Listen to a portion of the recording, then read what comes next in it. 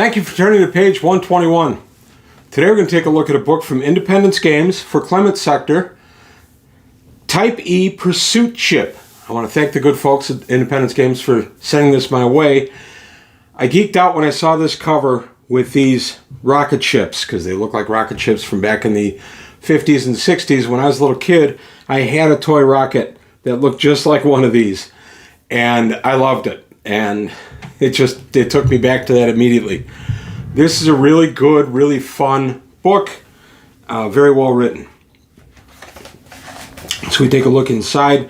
We see our author is Michael Johnson. He did some short fiction in here also, and the artists are Ian Stead, and always excellent, and Michael Johnson. So he was important to this book big time. The prose in here is really good, by the way, Michael Johnson. I enjoyed it immensely. It's very immersive. So there we go. We get some nice interior cover. The Type E Pursuit Ship is used in triplets. It's used in 3 groups, or 3 in a group. So it's a pursuit group will have 3 ships to it. I thought that was pretty cool. Table of contents, there you go. And then we start with some prose. I like a little fiction thrown into books like this. I think other 2x6 developers could take a lesson from this. I think it's an immersive, neat idea. I always liked it in the old Silent Death game. We finish out our fiction there, and we get a look at the Type E Pursuit Ship and its basic stuff. So it's 400 tons displacement, which is twice the size of the Type D, which was, of course, 200 tons. And it tells us all the stuff we've got. Important thing here being it's got 2 particle beam barbettes. So it's going to put a hurt on what it's chasing. This vessel is designed to not only chase something, it's designed to catch it and, if necessary, destroy it.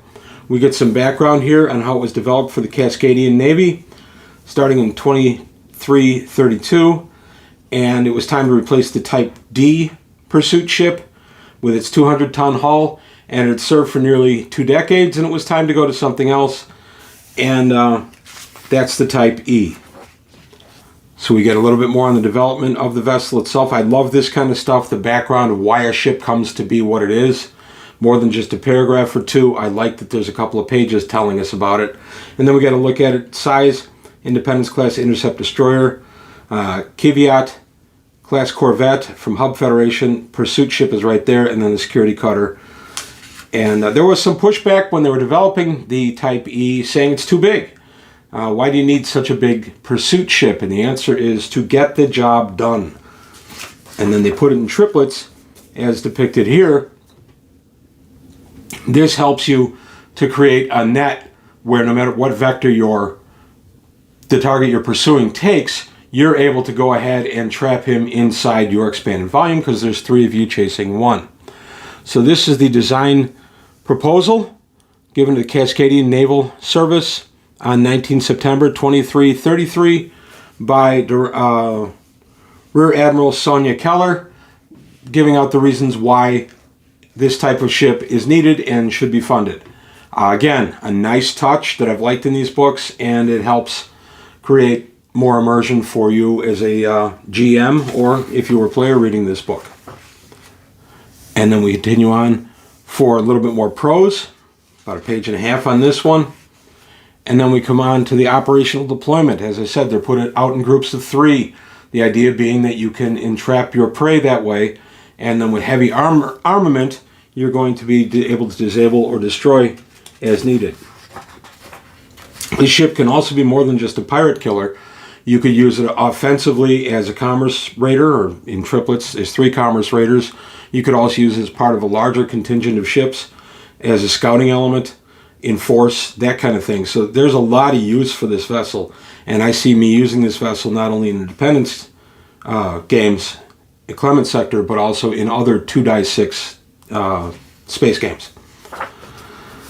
So we get a more look at the ship itself, its crew, who it needs to run the ship. We get a ship's launch, just a ship's boat. It's a 20-tonner. We'll take a look at that in a moment. We got a little bit more prose, which I did like. I like the prose breaks. I also thought the prose breaks were put in good placement in the book. It broke up the book a little bit. It's not a monotonous read by any stretch of the imagination. I enjoyed this one. And then we've got the ship's fast launch, the 20-ton displacement launch. And then we've got the top-down design deck plan of it. And now we have the design data for our Type E pursuit ship. And then some nice side views of the ship. Again, I love this retro 1950s, 1960s space rocket look. I think it's just very cool. And then another nice picture of it. Nice kind of schematic drawing of it. Top-down deck plans, always a winner in my book. What's not to love about having a top-down deck plan? And then we get a little bit of a blueprint type drawing, and then the legalese.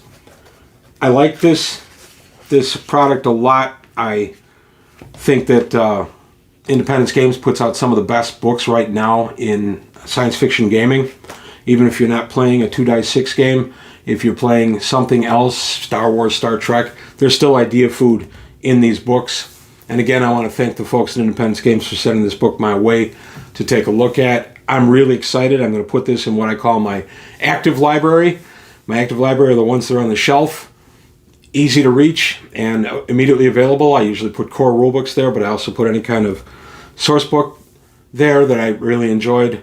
Otherwise, I put the stuff in other stuff in what I call the archive. The archive is simply, it's boxed and labeled and put into storage in my laundry room, but this guy is going to stay out on the active shelf. I recommend this also through a bit of a merry mix-up. John Watts from Independence Games announced a sale for Thanksgiving through December 3rd that he was doing. I think it was 40% off, 30 or 40% off, don't hold me to it, but I think it was 40% off Independence Games products. And then Drive-Thru RPG did a Black Friday sale, and even though John had not wanted to be part of that sale, they lumped him in, so they gave an additional 20 to 30% off of John's discounted price. And John has gone on Facebook and said, get him now, you're never going to see him at this price again.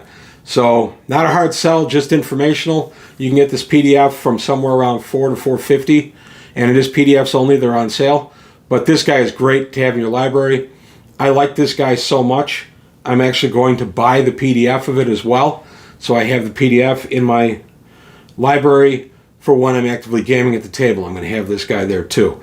So, not a hard sell, like I said, just informational. I really recommend this. I think this is a really good book. It's well presented, and I'm happy to have it in my library. But that's all I've got to say today on page 121. I want to thank you for your time. Thanks for watching.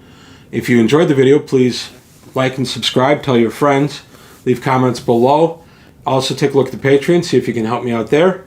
And that's all I've got today on page 121. I want to thank you for your time. Thanks for watching, and I'll see you next time.